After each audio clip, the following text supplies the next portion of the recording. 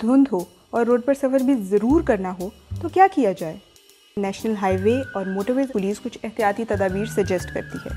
सबसे पहले national highway और मोटरवेज अथॉरिटी की हेल्पलाइन 130 पर कॉल करके धुंध की सूरत हाल मालूम करें। हो सकता है कि जिस वक्त आप सफ़र शुरू करें उस वक्त कुछ भी ना हो और बाद में धुंध हो जाए। कोशिश करें कि दिन के वक्त ही सफ़र करें और अगर रात को ही करना लाजमी हो तो हेडलाइट्स लो बीम रखें, फॉग लाइट्स दोनों इशारे और पीछे की लाइट्स ऑन रखें ताकि आपके आगे और पीछे वाली ट्रैफिक को आप नज़र आएँ।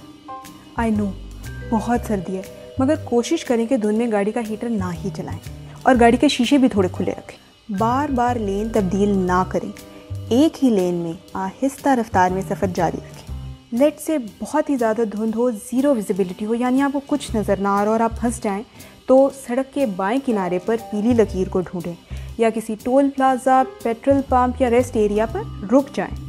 याद रखें कि अगर दौरान सफ़र कोई प्रॉब्लम हो जाए तो आप मोटरवे पुलिस की हेल्पलाइन 130 पर कॉल करके मदद हासिल कर सकते हैं।